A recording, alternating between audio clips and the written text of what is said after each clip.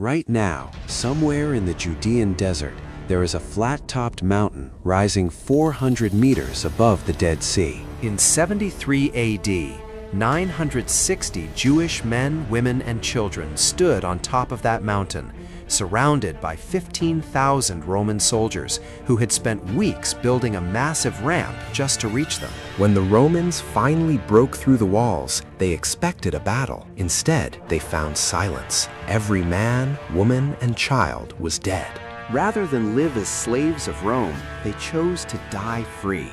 At least that is what the ancient historian Josephus wrote. Modern archaeologists are still debating whether it actually happened that way. But regardless of what happened on that mountaintop, one thing is certain: the story of this land did not begin with Rome. It began thousands of years earlier, in a place that still exists today and holds secrets older than any civilization on Earth. This is History Lens.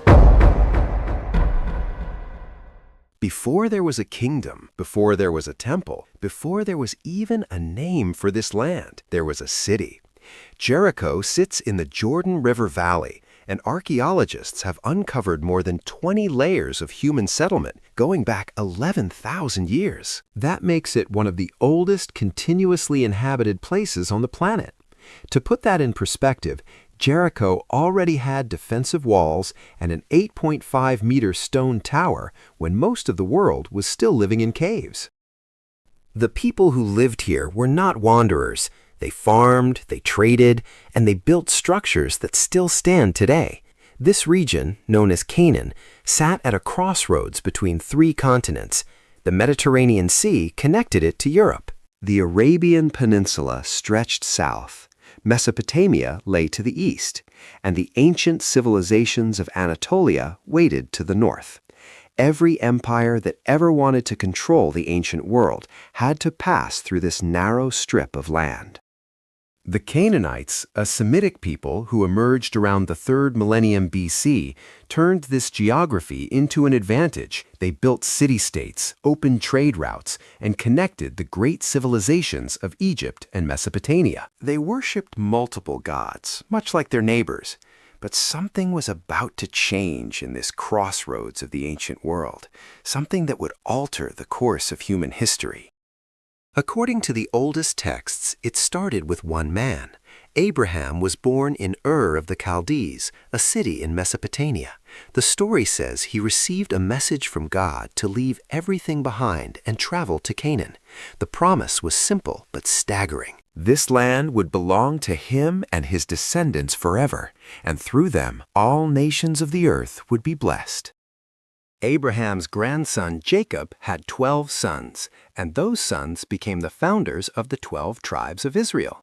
Jacob also gave his people a new name, Israel. But a 7-year famine forced the family to relocate to Egypt, where Jacob's son Joseph had risen from slavery to become one of Pharaoh's most trusted advisors. For a time, life in Egypt was good. Then everything changed. A new pharaoh came to power, one who did not remember Joseph. The Israelites were enslaved. For generations, they built Egypt's monuments under the whip. Then came Moses. Born during the worst of the oppression, hidden as a baby in a basket on the Nile, raised in the Egyptian palace, and later exiled to the desert after killing an Egyptian overseer. It was there, according to the text, that a burning bush caught his attention. God spoke from the fire and gave Moses a single command: go back to Egypt and set my people free. What followed was one of the most famous confrontations in all of ancient literature.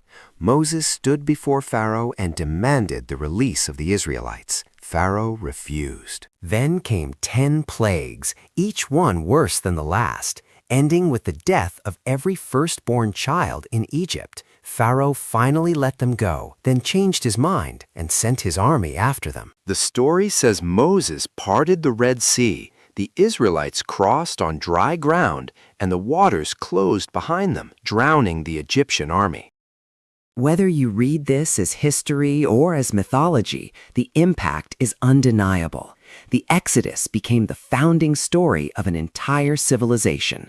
Moses spent 40 years leading his people through the desert, receiving the 10 Commandments at Mount Sinai. And shaping a scattered group of former slaves into a nation with laws, rituals, and identity. He never entered the Promised Land himself. He climbed Mount Nebo, saw Canaan from a distance, and died there. After Moses, a man named Joshua led the Israelites into Canaan. Jericho, the ancient walled city, was one of the first to fall, but unity did not last. The 12 tribes scattered across the land, and for generations they were ruled by judges, temporary leaders who rose during times of crisis and disappeared when the danger passed. It was a cycle of faith, failure, invasion, and rescue, repeated over and over. Then, around the 11th century BC, the tribes finally agreed on something. They needed a king.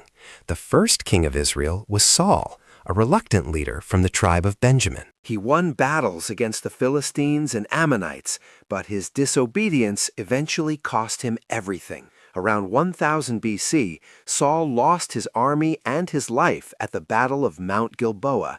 He fell on his own sword rather than be captured. What came next changed everything. David, a shepherd boy from Bethlehem, had already made his name before becoming king. The story of David and Goliath is one of the most retold tales in human history, but most people misunderstand it. David's sling was not a toy. In the ancient world, a trained slinger could launch a stone at speeds exceeding 100 kilometers per hour. Slingers were a standard part of ancient armies, feared for their accuracy and range. David was not a helpless boy with a lucky shot. He was a skilled warrior who brought a ranged weapon to a close combat fight. After killing Goliath and spending years as an outlaw fleeing King Saul's jealousy, David finally took the throne. He united all 12 tribes, conquered a Jebusite fortress, and turned it into his capital. That city was Jerusalem. Under David, Israel entered its golden age. The old enemies, the Philistines and Moabites, lost territory. The kingdom expanded.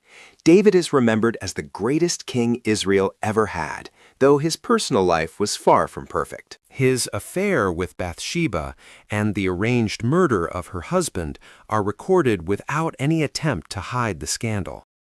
Because of the bloodshed in his life, David was told he could not build a temple for God. That task fell to his son Solomon, who inherited the throne around 970 BC. Solomon's temple took 7 years to build and became the spiritual center of the entire nation. According to biblical accounts, the amount of gold used in its construction was staggering. Some estimates suggest over 3,000 tons of gold, which in today's prices would be worth well over $200 billion. The temple housed the Ark of the Covenant and attracted pilgrims from across the known world. But Solomon's wealth came at a cost. Heavy taxes and forced labor turned the people against him. When Solomon died, his son Rehoboam refused to reduce the burden. The kingdom split in two. The northern kingdom kept the name Israel. The southern kingdom became Judah. 2 kingdoms of the same people, now rivals, and both far weaker than they had been together. In 722 BC, the northern kingdom fell to the Assyrian Empire after a 3-year siege. Its people were scattered across the empire and vanished from history. They are still known as the Lost Tribes of Israel, and their fate remains unknown to this day. The southern kingdom survived the Assyrians, but could not survive Babylon. In 586 BC, the Babylonian army conquered Jerusalem, burned Solomon's magnificent temple to the ground, and exiled the surviving population to Babylon. For nearly 50 years, the Jewish people lived in exile. They had no temple, no homeland, and no army. But something remarkable happened during those decades of captivity. Instead of disappearing like countless other conquered peoples, they held on. They wrote, they prayed, they compiled their sacred texts, and they refused to forget. Prophets like Ezekiel and Jeremiah promised that the exile would end and the people would return to their land. In 539 BC, the Persian king Cyrus the Great conquered Babylon and did something no conqueror before him had done. He let the exiled peoples go home. The Jews returned to Jerusalem and began rebuilding. The Second Temple, completed around 516 BC, was smaller and less magnificent than Solomon's original, but it represented something more important than gold. It was proof that this people could not be erased. Centuries passed. Alexander the Great swept through the region in 336 BC, bringing Greek culture with him. After his death, his empire fractured, and the Seleucid dynasty took control of Judea. In 1670 BC, the Seleucid king Antiochus IV did something that no foreign ruler had dared to do before. He banned Jewish religious practices entirely and placed an altar to Zeus inside the temple in Jerusalem. The response was immediate. A priest named Mattathias killed a Seleucid officer and launched a guerrilla war. After his death, his son Judah Maccabee, known as the Hammer, took command. Against overwhelming odds, the Maccabees defeated the Seleucid forces and liberated Jerusalem in 164 BC. They restored the temple, and that victory is still celebrated today as Hanukkah. For the first time in centuries, the Jewish people governed themselves. But self-rule did not last. Internal divisions invited a new power into the region, Rome. In the 1st century BC, two brothers from the ruling Hasmonean dynasty fought over the throne, and both made the mistake of asking the Roman general Pompey for help. Pompey marched into Jerusalem, besieged the city for 3 months, and when the walls fell, Judea became a Roman client state. Under Roman rule, Herod the Great expanded the Second Temple into one of the most impressive structures in the ancient world, but his loyalty to Rome and his brutal reign made him despised. After his death, his sons could not hold the kingdom together, and Rome took direct control.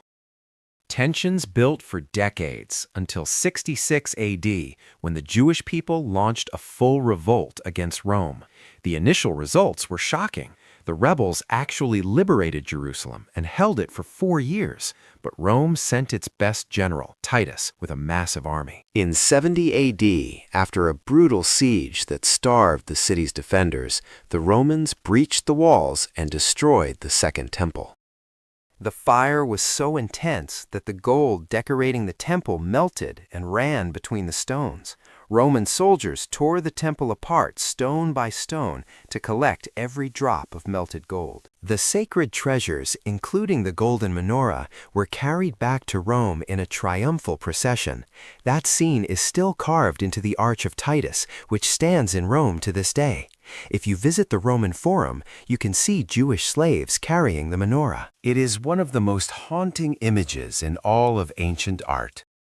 The temple was gone, but the people were not finished.